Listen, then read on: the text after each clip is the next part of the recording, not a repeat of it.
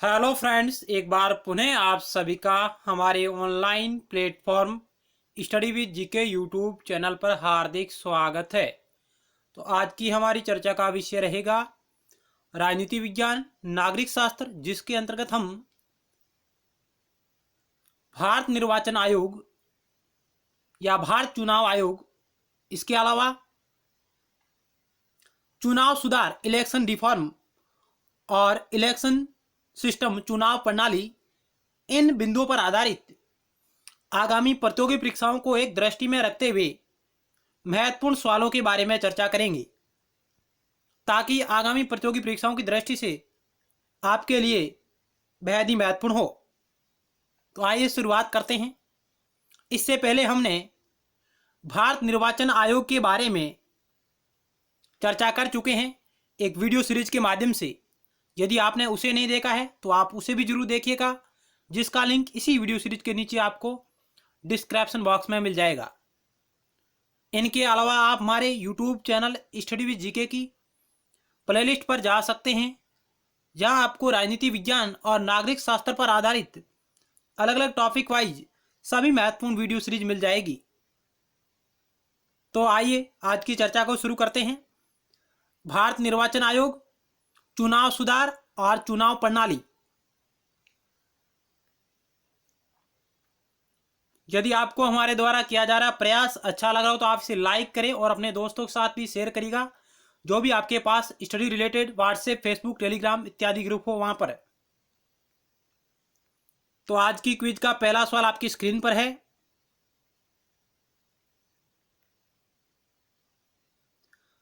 भारत निर्वाचन आयोग के संबंध में दिया गया कौन सा कथन सही है? नीचे कूट में से चयन करें। आपको यहां 4 कथन दिए गए हैं और फिर आपको इन कूट में से सही कथन का चयन करना है मित्रों। पहला कथन कह रहा है, निकाय में एक मुख्य चुनाव आयुक्त और 2 अन्य चुनाव आयुक्त शामिल है। दूसरा कह रहा है, राष्ट्रपति मुख्य चुनाव आयुक्त और चुनाव आयुक्तों की नियुक्ति करता है। यहां चुनाव आयुक्तों मतलब है अन्य चुनाव आयुक्त। तीसरा कथन कह रहा है कि इनका कार्यकाल 6 वर्ष का या 65 वर्ष की आयु, जो भी पहले हो उस टाइम तक होता है। और चौथा कह रहा है कि चुनाव आयोग, भारत निर्वाचन आयोग बहुसदस्यीय आयोग है। इसकी संकल्पना 1993 से चल रही है। इससे पहले आयोग के पास केवल मुख्य चुनाव आयुक्त थे। फिर आपको पहला दूसरा तीसरा, पहला दूसरा तीसरा चौथा, पहला तीसरा चौथा, पहला दूसरा चौथा।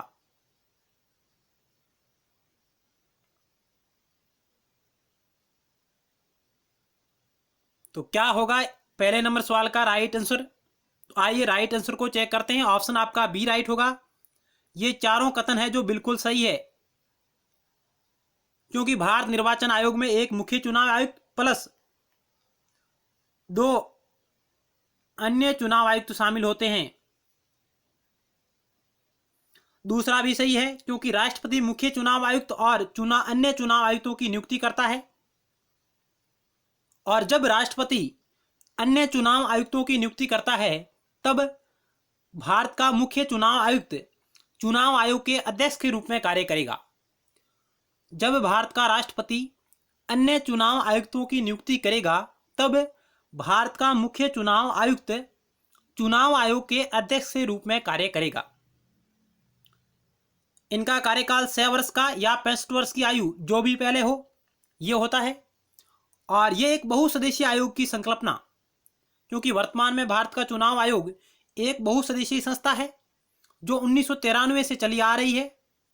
इससे पहले आयोग के पास केवल एक मुख्य चुनाव आयुक्त ही होता था।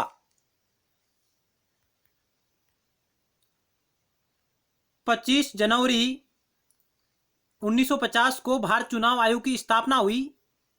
संविधान के आर्टिकल 324 के अनुसार इसकी स्थापना की गई। तब से लेकर 15 अक्टूबर 1989 तक इसमें केवल एक मुख्य चुनाव आयुक्त ही कार्य करता था, यानी भारतीय चुनाव आयोग इस अवधि के दौरान एक सदस्यीय संस्था थी। लेकिन सबसे पहले 16 अक्टूबर 1989 को राष्ट्रपति द्वारा दो अन्य चुनाव आयुक्तों की नियुक्ति की गई और इसे बहुसदस्यीय संस्था बनाया गया, चुनाव आयोग के कार्य की अधिकता को देखते हुए। लेकिन पुनः एक ऐसा समय आया जब चुनाव आयोग एक सदस्यीय संस्था हो गई, लेकिन उसके बाद 1993 से लगातार भारत का चुनाव आयोग, जिसमें एक मुख्य चुनाव आयुक्त प्लस दो अन्य चुनाव आयुक्त कार्य करते हैं और बहुसदस्यीय संस्था है। अगला सवाल आपकी स्क्रीन पर रहा।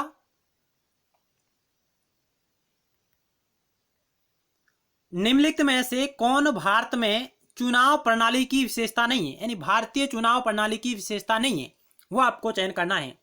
यूनिवर्सल एडल्ट फ्रेंचाइज, सार्वभौमिक वयस्क मताधिकार, गुप्त मतदान, ऑप्शन बी, ऑप्शन सी है अनुसूचित जाति और अनुसूचित जनजाति के लिए जाति के सदस्यों के लिए विधायिका में सीटों का आरक्षण, और सांप्रदायिक निर्वाचक मंडल। वर्तमान में भारत में चुनाव प्रणाली की विशेषता नहीं है, वो आपको चयन करना है मित्रों।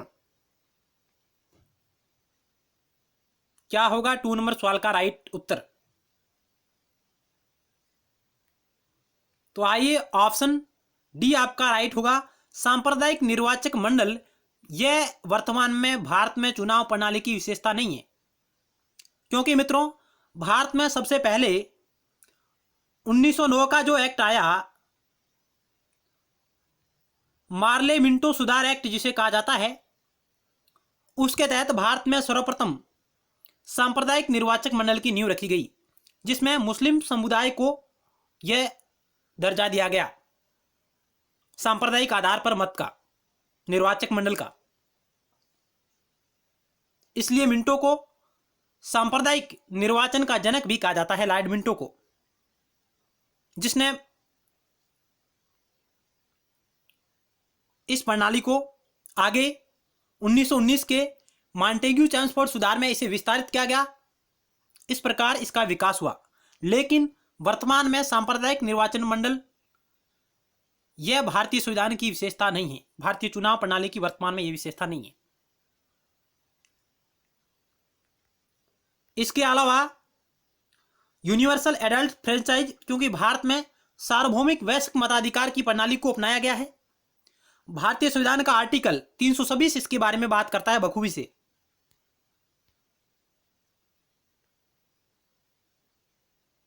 भारतीय संविधान का आर्टिकल 326 सार्वभौमिक वयस्क मताधिकार के बारे में बात करता है। भारत का वह व्यक्ति जो 18 वर्ष की आयु पूर्ण कर चुका है मत देने का अधिकार रखता है।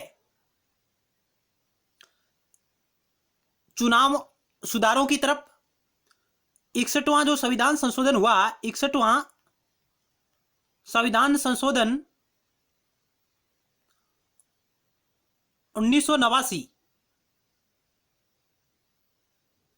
जिसके माध्यम से जो मत देने की आयु है वह 21 वर्ष से घटाकर 18 वर्ष कर दी गई थी मित्रों। यह भी आप फैक्ट नोट करिएगा। 61वें संविधान संशोधन एक्ट 1988 जो लागू कब हुआ था, 1989 में लागू हुआ था। उसके तहत मत देने की आयु 21 वर्ष से घटाकर 18 वर्ष कर दी गई थी। और यह बात वर्णित है भारतीय संविधान के आर्टिकल 326 में।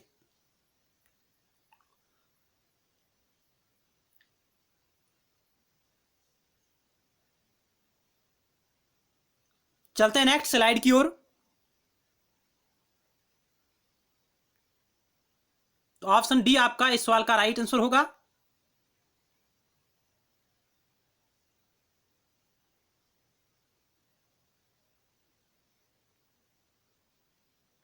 और ऑप्शन सी के बारे में बात करें, अनुसूचित जाति और अनुसूचित जनजाति के सदस्यों के लिए विधायिका में सीटों का आरक्षण।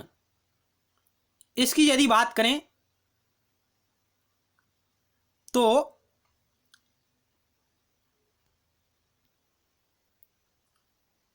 इन सदस्यों को लोकसभा और विधानसभा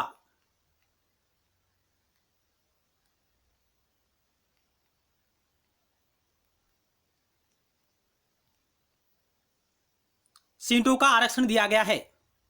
एससी और एसटी को, इन दोनों को लोकसभा और विधानसभा में आरक्षण दिया गया है सीटों का।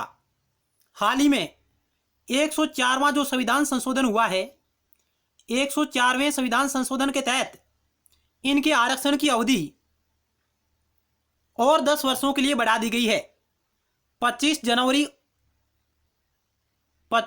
2030 तक इनकी आरक्षण की अवधि को बढ़ाया गया है।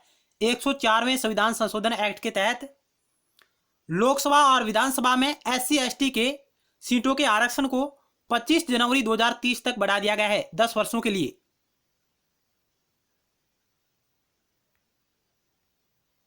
अगला 3 नंबर सवाल आपकी स्क्रीन पर है। भारतीय संविधान के किस अनुच्छेद में कहा गया है कि भारत में चुनाव आयोग होगा? भारत में एक चुनाव आयोग होगा, इसकी कल्पना भारतीय संविधान के किस अनुच्छेद में की गई है? Article 124, article 342, article 326, sorry article 324, article 115।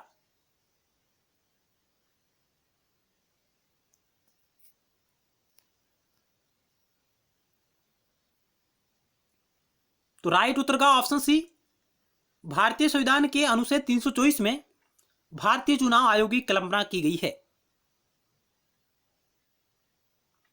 जबकि 124 भारत के सुप्रीम कोर्ट के बारे में बात करता है, सुप्रीम कोर्ट एससी। अगला सवाल आपकी स्क्रीन पर है। मुख्य चुनाव आयुक्त की नियुक्ति कौन करता है? संसद, राष्ट्रपति, प्रधानमंत्री, कानून मंत्री। बहुत इजी क्वेश्चन है, ऑप्शन बी राइट होगा, राष्ट्रपति। भारत का राष्ट्रपति मुख्य चुनाव आयुक्त प्लस 2 अन्य चुनाव आयुक्त है, उन दोनों की नियुक्ति करता है।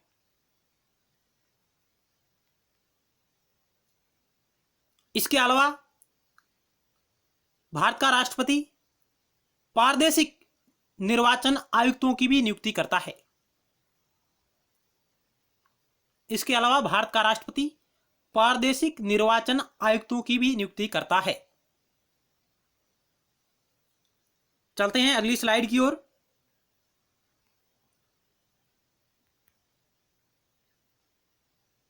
फाइव नंबर सवाल आपकी स्क्रीन पर है।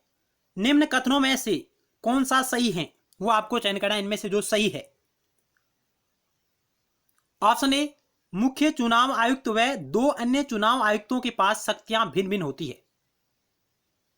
ऑप्शन बी, चुनाव आयुक्त के वेतन एवं भत्ते उच्च न्यायालय के जज के समान होते हैं। राज्यपाल निर्वाचन आयोग की सलाह पर प्रादेशिक निर्वाचन आयोगों की नियुक्ति करता है। और ऑप्शन डी है, निर्वाचन आयुक्तों का कार्यकाल 6 साल या 65 वर्ष की आयु तक होता है। इनमें से आपको सही कथन का चयन करना है।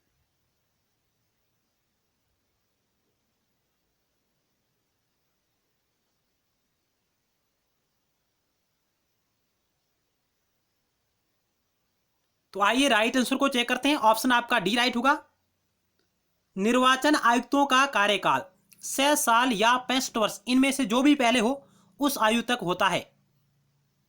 भारतीय संविधान में इनके कार्यकाल को फिक्स नहीं किया गया है। यह कार्यकाल भारतीय संविधान में वर्णित नहीं है।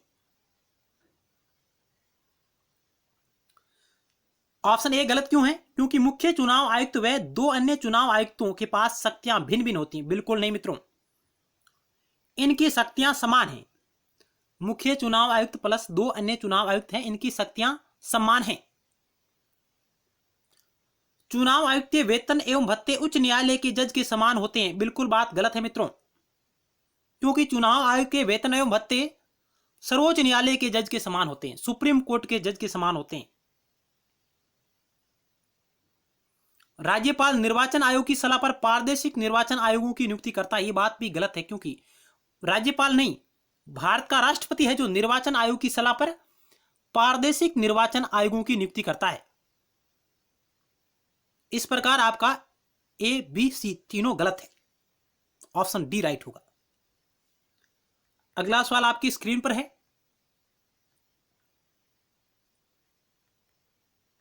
6 नंबर, निम्न में से कौन सा कार्य निर्वाचन आयोग का नहीं है? आप सवाल को अच्छी तरह पढ़िएगा। निम्न में से कौन सा कार्य निर्वाचन आयोग का नहीं है? हम जल्दबाजी में इस नहीं को नहीं पढ़ते हैं और है कौन सा उस पर टिक लगा देते हैं और अपना सवाल गलत हो जाता है उत्तर। तो आइए इस सवाल को चेक करते हैं कि लोकसभा, विधानसभा, राष्ट्रपति, उपराष्ट्रपति का चुनाव कराता है। ऑप्शन बी, राजनीतिक दलों को मान्यता प्रदान करता है। ऑप्शन सी, किसी संसद सदस्य की मान्यता अपने विचार से रद्द करता है। ऑप्शन डी, विधान परिषद के सदस्यों की निरर्हता से संबंधित मसलों पर राज्यपाल को सलाह देता है। और आपको निर्वाचन आयोग का कार्य नहीं है, उस पर आपको टिक करना है।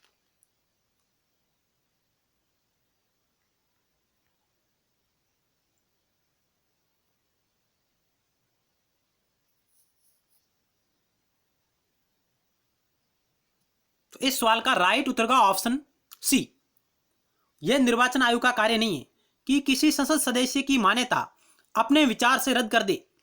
यह इस निर्वाचन आयोग का कार्य नहीं है मित्रों। बाकी ए, बी और डी बिल्कुल इसका कार्य है कि भारत का निर्वाचन आयोग लोकसभा, विधानसभा, राष्ट्रपति और उपराष्ट्रपति का चुनाव करवाता है। यानी भारत की संसद और विधानमंडल इनके सदस्यों का चुनाव करवाता है, साथ ही राष्ट्रपति और उपराष्ट्रपति का भी चुनाव करवाता है।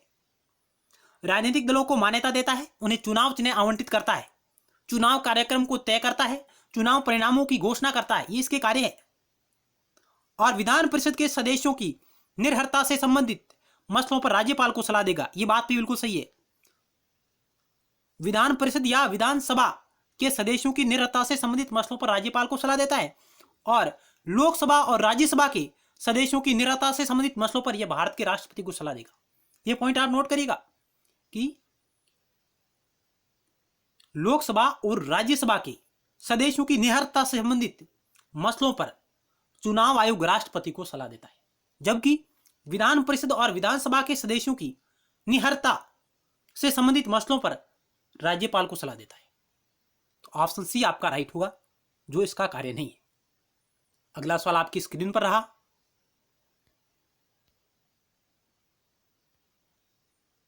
निर्वाचन आयोग किसी संसद सदस्य की मान्यता अपने विचार से रद्द नहीं कर सकता, इसके लिए उसे राष्ट्रपति से परामर्श करना होगा, परामर्श लेना होगा।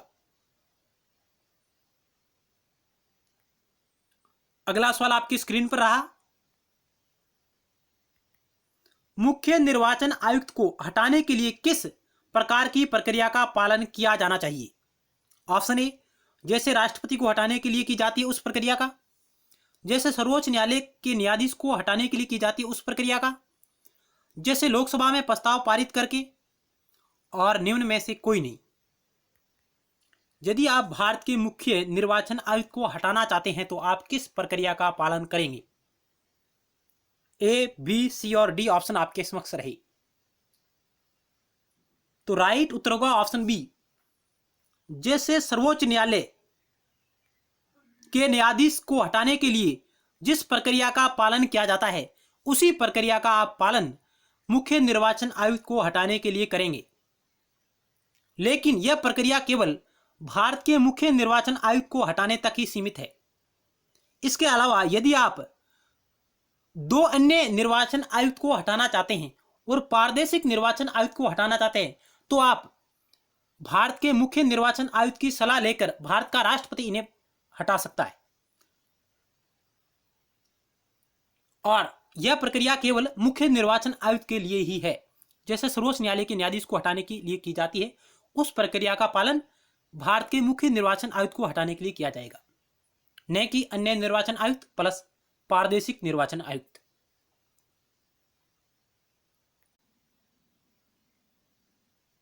अगला सवाल आपकी स्क्रीन पर है। 8 नंबर, प्रादेशिक निर्वाचन आयुक्त को किसकी सिफारिश के आधार पर पद से हटाया जा सकता है? राष्ट्रपति की, मुख्य चुनाव आयुक्त की, राज्यपाल की, उच्च न्यायालय के मुख्य न्यायाधीश की। प्रादेशिक निर्वाचन आयुक्त को किसकी सिफारिश के आधार पर हटाया जा सकता है? 4 ऑप्शन आपके समक्ष रहे।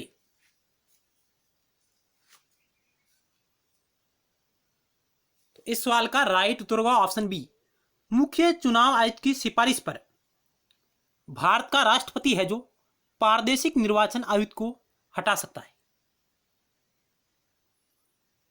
भारत का राष्ट्रपति मुख्य चुनाव आयुक्त की सिफारिश पर प्रादेशिक निर्वाचन आयुक्त को व 2 अन्य निर्वाचन आयुक्त को हटा सकता है। और प्रादेशिक निर्वाचन आयुक्त की नियुक्ति है जो भारत का राष्ट्रपति ही करता है। अगला सवाल आपकी स्क्रीन पर है।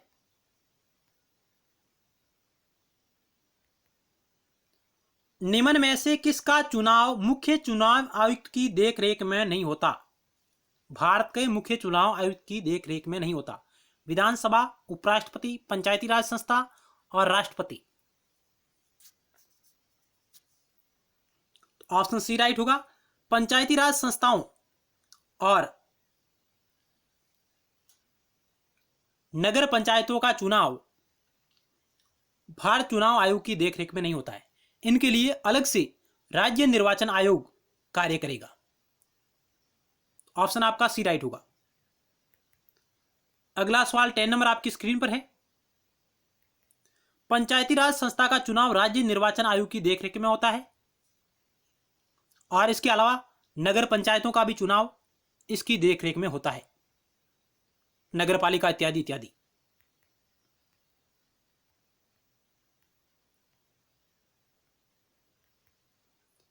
टेन नंबर सवाल, निर्वाचन आयोग का सदस्य चुने जाने के लिए कौन सी अर्हता संविधान में दी गई है? निर्वाचन आयोग का सदस्य चुने जाने के लिए कौन सी अर्हता योग्यता संविधान में दी गई है? ऑप्शन ए, भारतीय प्रशासनिक सेवा में होना। ऑप्शन बी, कम से कम 5 साल तक एक उच्च न्यायालय में वकालत करने का अनुभव होना। ऑप्शन सी, 35 वर्ष की आयु का पूरा होना। उपयुक्त में से कोई नहीं।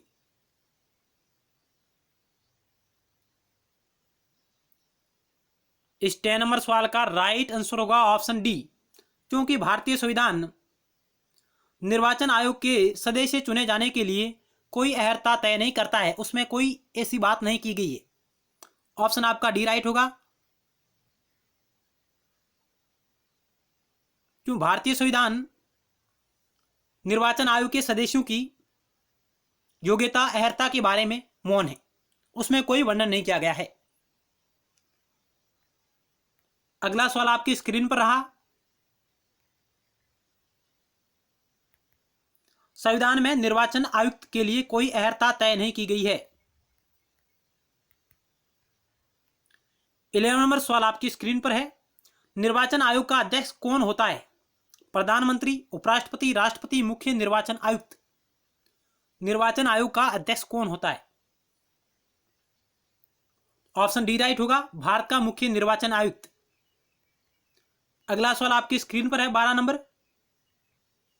भारत का मुख्य निर्वाचन आयुक्त अपना पद धारण करता है 5 वर्ष के लिए।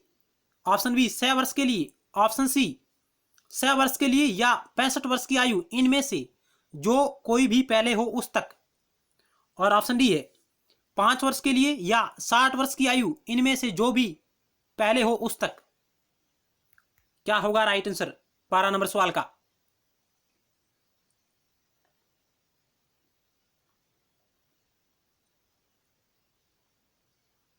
ऑप्शन सी राइट होगा, 6 वर्ष के लिए या 65 वर्ष की आयु, इनमें से जो भी पहले हो उस तक भारत का मुख्य निर्वाचन आयुक्त अपना पद धारण करता है। अगला सवाल आपकी स्क्रीन पर है। भारत के पहले मुख्य निर्वाचन आयुक्त हैं जीवी मावलंकर, टी स्वामीनाथन, केवी के सुंदरम, सुकुमार सेन। भारत के पहले मुख्य निर्वाचन आयुक्त हैं, यानी थे, इसकी जगह होगा थे, भूतकाल की बात हो रही है। भारत के पहले मुख्य निर्वाचन आयुक्त थे, तो ऑप्शन आपका डी होगा, सुकुमार सेन।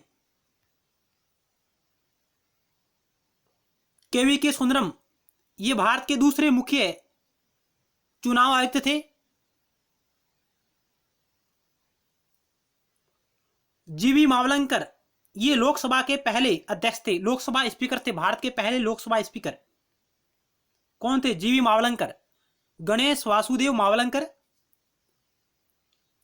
लोकसभा के पहले स्पीकर थे, जबकि सुकुमार सेन भारत के पहले मुख्य निर्वाचन आयुक्त थे, जबकि दूसरे मुख्य निर्वाचन आयुक्त केवी के सुंदरम थे।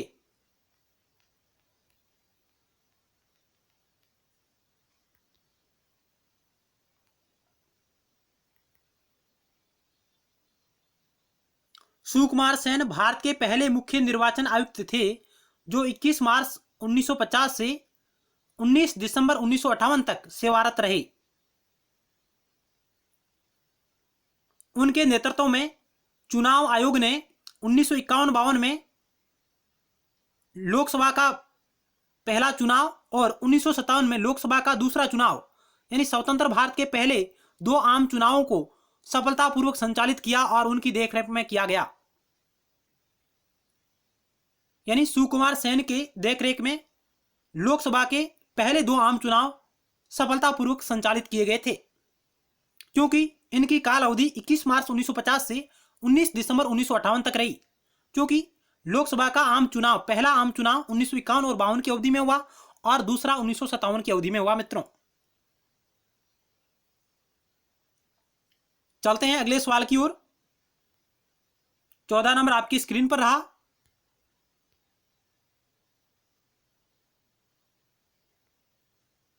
भारत में आजादी के बाद पहला आम चुनाव कब संपन्न कराए गए? 1950, 1952, 1954, 1948। अभी हमने चर्चा की, ऑप्शन बी राइट होगा, 1952, यानी 1951 और 52 की अवधि में भारत का पहला आम चुनाव संपन्न हुआ था। मित्रों, तो ऑप्शन आपका बी राइट होगा, 1952 में। अगला सवाल 15 नंबर, संविधान के संशोधन द्वारा मतदान की आयु 21 वर्ष से घटाकर 18 वर्ष की गई? 60वां संविधान संशोधन अधिनियम 1988, 61वां संविधान संशोधन अधिनियम 1989, 69वां संविधान संशोधन अधिनियम 1991, 71वां संविधान संशोधन अधिनियम 1992।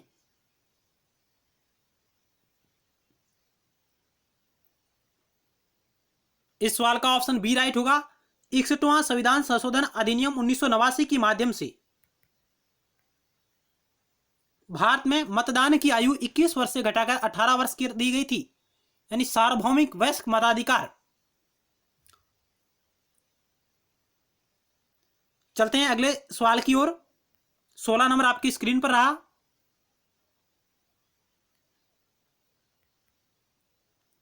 निम्नलिखित में से कौन सा कार्य निर्वाचन आयोग का नहीं है?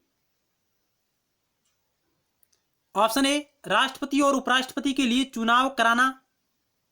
ऑप्शन बी, संसद एवं राज्य विधानमंडलों के सभी चुनाव करवाना।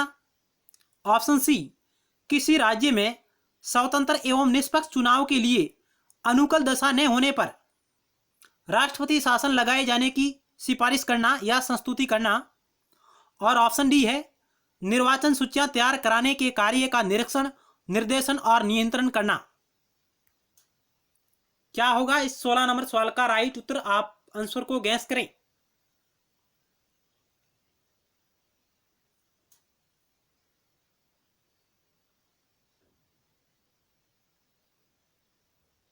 तो ऑप्शन आपका सी राइट होगा, जो भारत निर्वाचन आयोग का कार्य नहीं है। ऑप्शन सी राइट होगा, क्योंकि किसी राज्य में स्वतंत्र एवं निष्पक्ष चुनाव के लिए अनुकूल दशा न होने पर राष्ट्रपति शासन लगाए जाने की सिफारिश करना, यह इसका कार्य नहीं है। यह कार्य राज्यपाल का है, भारत चुनाव आयोग का यह कार्य नहीं है। ऑप्शन सी इस सवाल का राइट उत्तर होगा। बाकी ए, बी और डी है जो अपने आप में सही है और ये इसका कार्य नहीं था, ऑप्शन सी।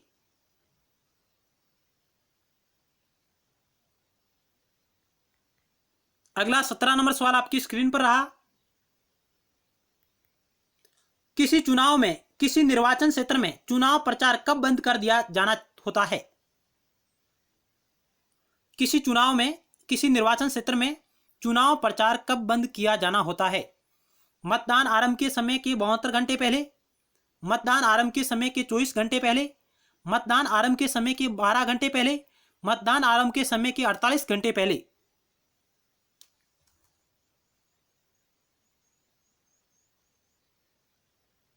इस 17 नंबर सवाल का राइट उत्तर होगा ऑप्शन 4, मतदान आरंभ के समय के 48 घंटे पहले आपको चुनाव प्रचार बंद करना होता है। अगला सवाल आपकी स्क्रीन पर है। चुनाव लड़ने का अधिकार कैसा अधिकार है या किस प्रकार का अधिकार है? क्या मौलिक अधिकार है? क्या समानता का अधिकार है? क्या राजनीतिक अधिकार है? क्या स्वतंत्रता का अधिकार है?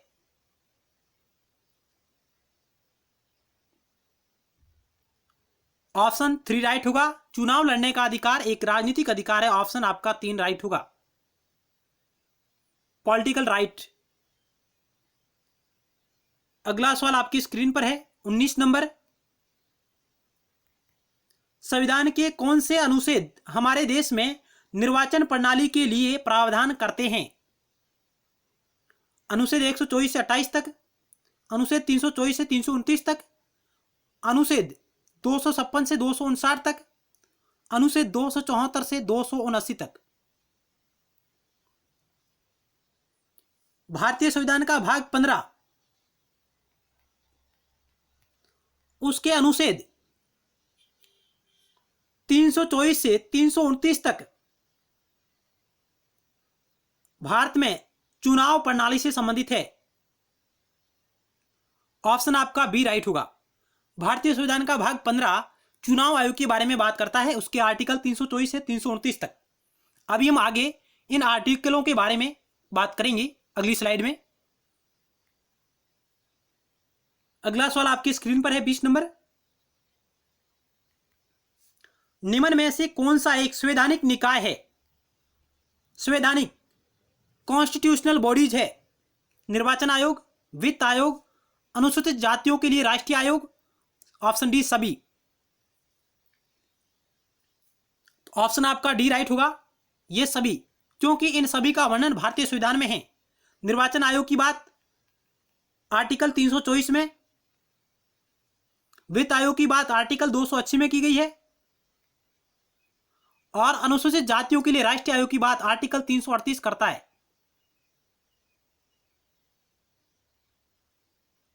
ऑप्शन डी राइट होगा। अगला सवाल आपकी स्क्रीन पर रहा 21 नंबर।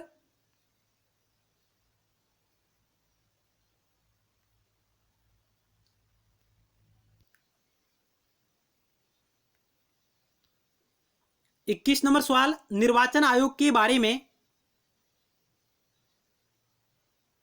कौन सा कथन सही नहीं है? 4 ऑप्शन आपके समक्ष रहे, ए, बी, सी और डी। ऑप्शन ए कह रहा है कि यह एक स्थायी और स्वतंत्र निकाय है। यह एक स्थायी और स्वतंत्र निकाय है। ऑप्शन बी, इसे राष्ट्रपति, उपराष्ट्रपति और नगर निगमों के चुनाव कराने पड़ते हैं। ऑप्शन सी, संविधान के अनुच्छेद 324 में चुनाव आयोग से संबंधित उपबंध किए गए हैं। और ऑप्शन डी, यह एक अखिल भारतीय संस्था है।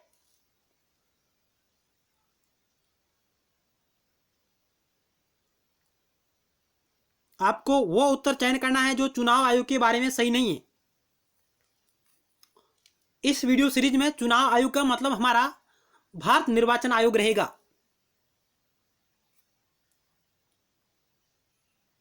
ऑप्शन आपका बी राइट होगा, क्योंकि इसे राष्ट्रपति, उपराष्ट्रपति के चुनाव तो करवाने पड़ते हैं, लेकिन नगर निगम के चुनाव करवाने का कार्य भारत निर्वाचन आयोग का नहीं है। नगर निगमों, नगर पालिकाओं और पंचायती राज संस्थाओं का चुनाव राज्य निर्वाचन आयोग करवाता है, न कि भारत चुनाव आयोग।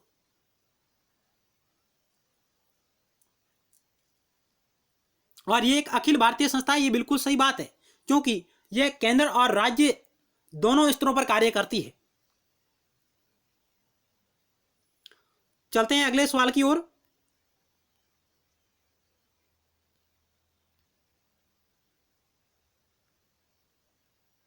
भारत में विभिन्न चुनावों के लिए निम्नलिखित में से कौन सी चुनाव प्रणाली को नहीं अपनाया गया? यानी भारत में विभिन्न चुनावों के लिए निम्नलिखित में से कौन सी चुनाव प्रणाली को नहीं अपनाया गया है? यहां आपको 4 कथन दिए गए हैं, फिर आपको सही कूट का चयन करना है। पहला कथन, वैश्विक मताधिकार के आधार पर प्रत्यक्ष चुनाव की प्रणाली। कथन दूसरा, एकल हस्तांतरणीय मत के माध्यम से आनुपातिक प्रतिनिधित्व की प्रणाली। ऑप्शन तीसरा, आनुपातिक प्रतिनिधित्व की सूची प्रणाली। और कथन चौथा, अप्रत्यक्ष चुनाव की संचयी प्रणाली। और आपको उस कथनों का चयन करना है जो भारत में विभिन्न चुनावों के लिए चुनाव प्रणाली को नहीं अपनाया गया है, जिसे नहीं अपनाया गया है उसका आपको चयन करना है।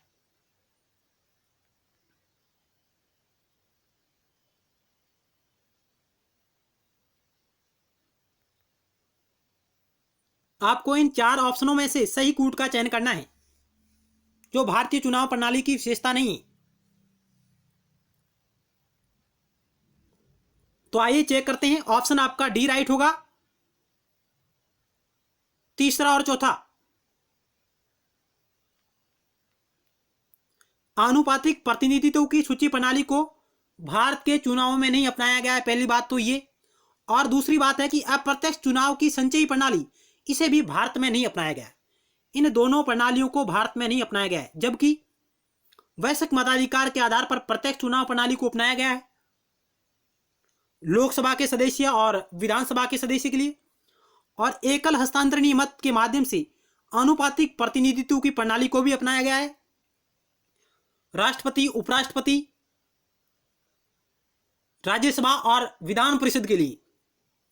राष्ट्रपति, उपराष्ट्रपति, विधान परिषद और राज्यसभा के लिए एकल हस्तांतरणीय मत के माध्यम से आनुपातिक प्रतिनिधित्व की प्रणाली को अपनाया गया है।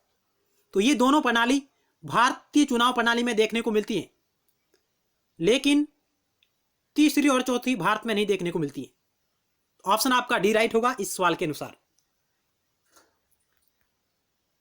अगला सवाल आपकी स्क्रीन पर रहा। मुख्य चुनाव आयुक्त रिक्त स्थान से अपना वेतन प्राप्त करते हैं। ऑप्शन 1, भारत का समेकित कोष, भारत का सार्वजनिक खाता, राष्ट्रीय ऋण निधि से, राष्ट्रीय कोष कार्यालय से। मुख्य चुनाव आयुक्त रिक्त स्थान से अपना वेतन प्राप्त करते हैं।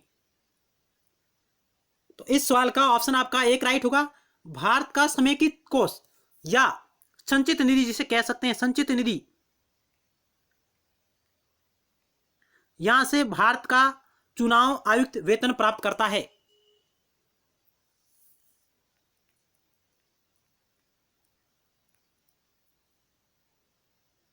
ऑप्शन आपका 1 राइट होगा, मुख्य चुनाव आयुक्त भारत के समेकित कोष या संचित निधि से अपना वेतन प्राप्त करता है।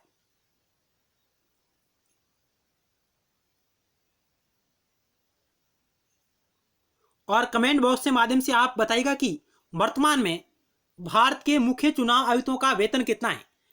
वर्तमान में भारत के मुख्य चुनाव आयुक्त का वेतन कितना है, इसका उत्तर आप कमेंट बॉक्स के माध्यम से दीजिएगा। और क्या भारत के मुख्य चुनाव आयुक्त और अन्य चुनाव आयुक्तों का वेतन समान है, यस या नो, इसका उत्तर भी आप कमेंट बॉक्स के माध्यम से देंगे।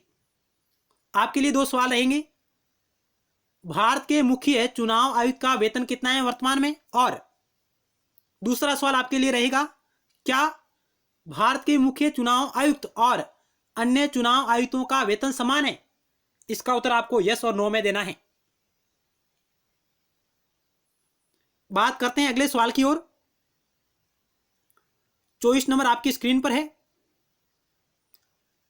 निम्नलिखित में से किस समिति ने एक सिफारिश की थी कि चुनाव आयोग को 3 सदस्यीय निकाय होना चाहिए।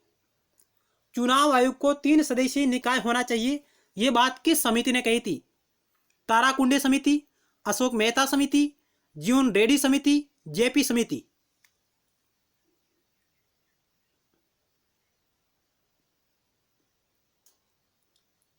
तो ऑप्शन आपका एक राइट होगा, ताराकुंडे समिति ने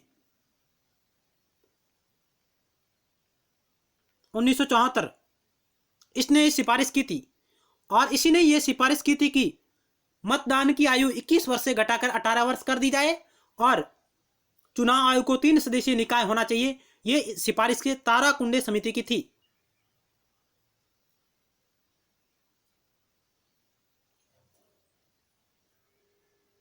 चलते हैं अगले सवाल की ओर। 25 नंबर आपकी स्क्रीन पर रहा।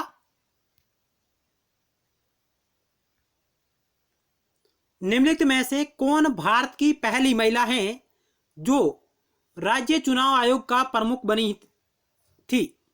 यानी निम्नलिखित में से कौन भारत की पहली महिला थी जो राज्य चुनाव आयोग की प्रमुख बनी थी?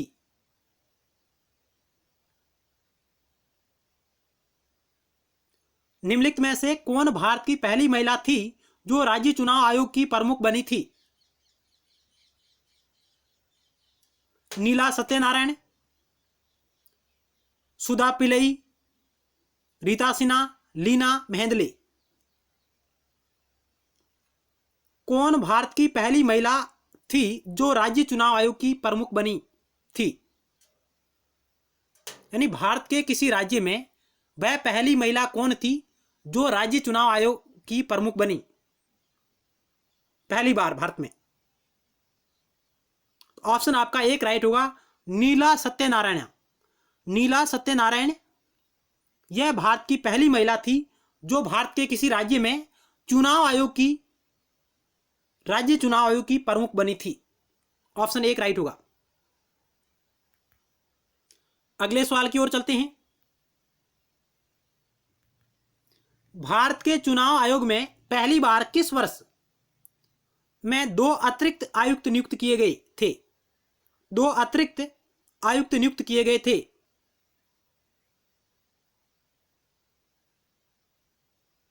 उन्नीस सौ 1985, 1989, 1991।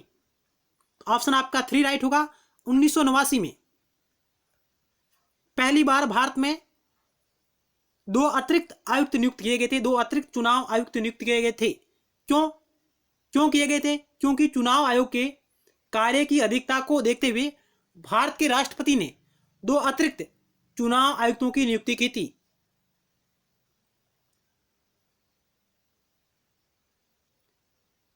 चलते हैं अगले सवाल की ओर।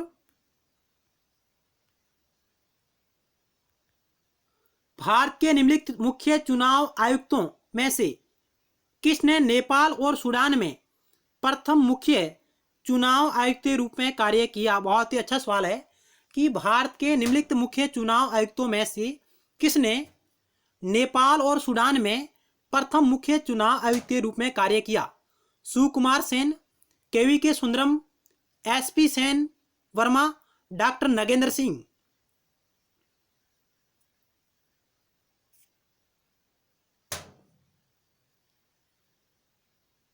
क्या होगा इस 27 नंबर सवाल का राइट उत्तर? कि भारत के निम्नलिखित में से मुख्य चुनाव आयुक्तों में से किसने नेपाल और सूडान में प्रथम मुख्य चुनाव आयुक्त के रूप में कार्य किया? तो इस सवाल का राइट उत्तर होगा ऑप्शन ए, सुकुमार सेन ने, जो भारत के पहले मुख्य चुनाव आयुक्त थे। इन्होंने ही नेपाल और सूडान में प्रथम मुख्य चुनाव आयुक्त के रूप में कार्य किया।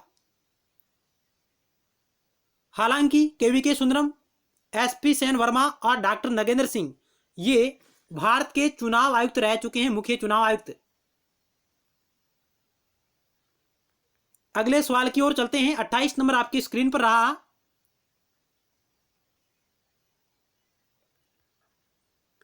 निम्नलिखित में से कौन कभी भारत का मुख्य चुनाव आयुक्त नहीं बना? K V K Sundaram, T S Swaminathan, R K. Trivedi, R S. Verma. इनमें से कौन कभी भारत का मुख्य चुनाव आयुक्त नहीं था? तो इस सवाल का भी उत्तर ऑप्शन 4 राइट होगा। RS वर्मा भारत के मुख्य चुनाव आयुक्त नहीं रहे हैं, नहीं बने कभी भी। जबकि KVK सुंदरम, T स्वामीनाथन और RK त्रिवेदी ये भारत के मुख्य चुनाव आयुक्त रह चुके हैं।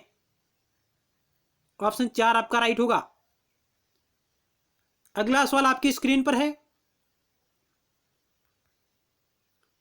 EVM electronic voting machine, EVM का पूरा नाम है इलेक्ट्रॉनिक वोटिंग मशीन, और मतपत्रों में किस वर्ष NOTA none of the evoke button को पेश किया गया था? यानी भारत में नोटा बटन को कब पेश किया गया था? 2009 में, 2011 में, 2013 में और 2014 में।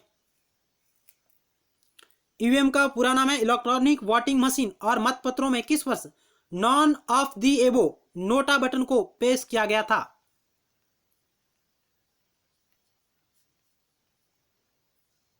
तो ऑप्शन आपका 3 राइट होगा, 2013 में।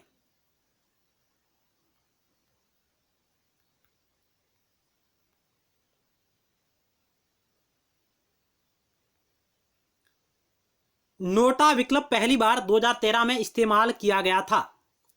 2013 में सुप्रीम कोर्ट ने 2013 में उच्चतम न्यायालय ने एक लैंडमार्क निर्णय पारित किया, जिसमें ईवीएम इलेक्ट्रॉनिक वोटिंग मशीन और मतपत्रों में नोटा विकल्प का प्रयोग करके राइट टू नेगेटिव वोट को मंजूरी दी। राइट टू नेगेटिव वोट को मंजूरी दी किसने?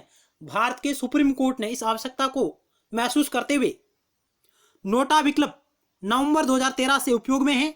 इसे सभी के खिलाफ या क्रॉस वोट के रूप में भी जाना जाता है। नोटा का मतलब जितने उम्मीदवार खड़े हैं, यदि आपने उन उम्मीदवारों को मत नहीं दिया तो इसका मतलब है कि आपने नोटा पे बटन दबाया है और आपको उन उम्मीदवारों में से कोई भी आपको पसंद नहीं है।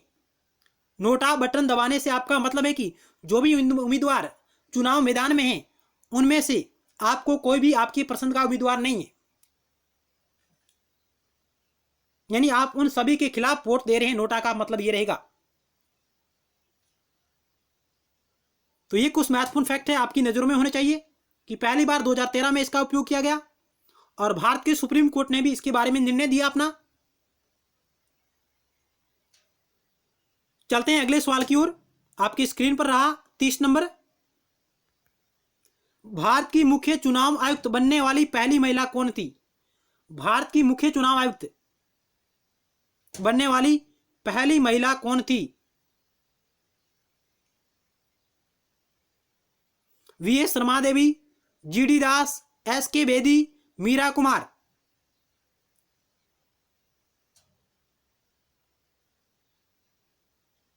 तो ऑप्शन आपका ए राइट होगा।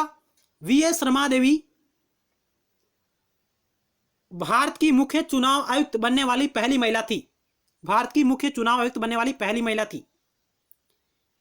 इससे पहले हमने एक सवाल के बारे में और चर्चा की थी कि भारत की वह पहली महिला जो भारत के किसी राज्य में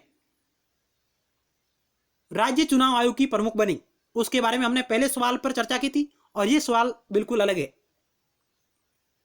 मीरा कुमार की बात करें तो मीरा कुमार लोकसभा की पहली महिला स्पीकर रह चुकी है। लोकसभा की पहली महिला स्पीकर रह चुकी है मीरा कुमार।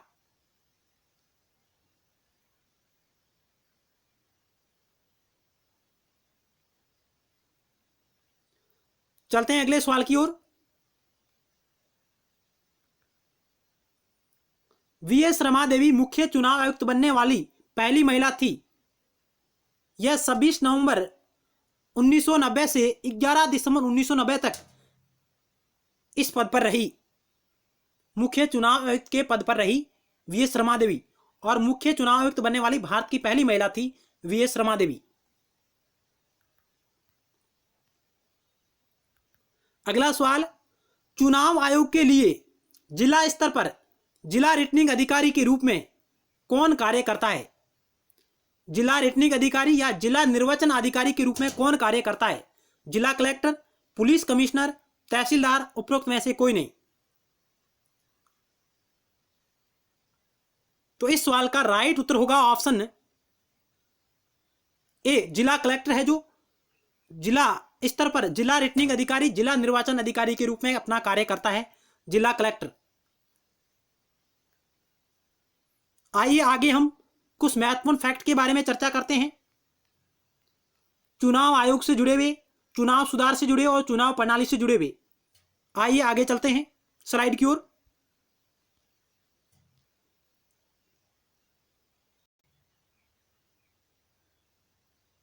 आइए अभी हम चुनाव सुधार इलेक्शन रिफॉर्म से जुड़ी कुछ कमेटियों के बारे में चर्चा करेंगे। उसी की श्रृंखला में इंद्रजीत गुप्ता समिति, इंद्रजीत गुप्ता समिति का गठन चुनाव में राज्यों के लिए वित्त पोषण की मांगों के अध्ययन के लिए 1998 में इसका गठन किया गया था। यानी इंद्रजीत गुप्ता समिति का संबंध है जो चुनाव सुधारों से है और चुनाव सुधारों के अंतर्गत वित्त पोषण की मांगों के अध्ययन हेतु इस कमेटी का गठन किया गया था। मित्रों, इंद्रजीत गुप्ता समिति का गठन 1998 में राज्यों के लिए वित्त पोषण की मांगों के अध्ययन हेतु किया गया था और इस कमेटी ने राज्यों के बारे में ऐसे वित्त पोषण की पुष्टि की जो संवैधानिक और कानूनी रूप से जायज और जनता के हित में हो। ऐसी सिफारिश वित्त पोषण की मांगों के अनुरूप इंद्रजीत गुप्ता समिति ने की थी। इंद्रजीत गुप्ता समिति का संबंध चुनाव सुधारों से है और चुनाव सुधारों के अंतर्गत राज्यों के लिए वित्त पोषण की मांगों के अध्ययन हेतु इसका संबंध रहा है और 1998 में इसका गठन किया गया था। इसके अलावा चुनाव सुधारों से संबंधित हमने ताराकुंडे समिति के बारे में बात की। ताराकुंडे समिति जो 1974 में आई थी, इसका गठन हुआ था 1974 में। इसके अलावा दिनेश गोस्वामी समिति और बोहरा समिति, इन समितियों ने भी चुनाव सुधारों के बारे में अपने अपने विचार दिए थे और कुछ सिफारिशें की थी। दिनेश गोस्वामी समिति जिसने बूथ कैप्चरिंग और बॉक्स वोटिंग को रोकने के लिए महत्वपूर्ण सुझाव दिए थे। ध्यान रखिएगा, दिनेश गोस्वामी समिति ने बूथ कैप्चरिंग जैसी समस्याएं और बॉक्स वोटिंग को रोकने के लिए अमूल्य सुझाव पेश किए थे, सिफारिश की थी। आगे चलते हैं। कुछ और महत्वपूर्ण फैक्ट है, यह भी आपकी नजरों में होने चाहिए। भारत चुनाव आयोग की स्थापना 25 जनवरी 1950 को संविधान के अनुसार की गई थी।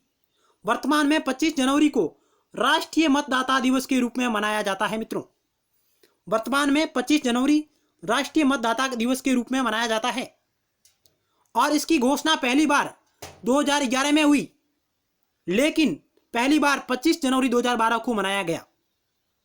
घोषणा 2011 में हुई, मनाया कब गया? 25 जनवरी 2012 को मनाया गया और 25 जनवरी 2012 से यह प्रतिवर्ष यह दिवस मनाया जा रहा है, राष्ट्रीय मतदाता दिवस मनाया जा रहा है। क्यों मनाया जा रहा है? मतदाताओं को जागरूक करने के लिए। प्रतिवर्ष 25 जनवरी 2012 से यह दिवस मनाया जा रहा है।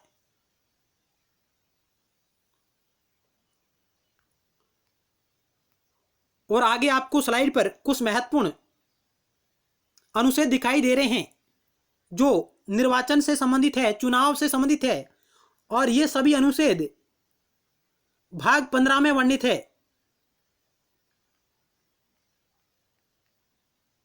भारतीय संविधान के भाग 15 में ये सभी वर्णित है। 324 कहता है निर्वाचनों के अधीक्षण, निर्देशन, नियंत्रण का निर्वाचन आयोग में निहित होना। 325 कहता है धर्म, मूल वंश, जाति या लिंग के आधार पर किसी व्यक्ति का निर्वाचक नामावली में शामिल किए जाने के लिए अपात्र न होना। यानी इन आधारों पर किसी व्यक्ति का निर्वाचक नामावली में शामिल किए जाने के लिए अपात्र नहीं होना, उसके द्वारा किसी विशेष निर्वाचक नामावली में शामिल किए जाने का दावा नहीं किया जाना। ये बात है जो 325 अनुच्छेद में कही गई है। भारतीय संविधान के आर्टिकल 325 में यह बात भली भांति वर्णित है। इसके अलावा बात करें आर्टिकल 326, यह कहता है कि लोकसभा और राज्यों की विधानसभाओं के लिए निर्वाचनों का वयस्क मताधिकार के आधार पर होना, वयस्क मताधिकार के आधार पर होना, यानी भारत का प्रत्येक व्यक्ति जिसने 18 वर्ष की आयु पूर्ण कर ली है वह मत देने का अधिकार रखता है।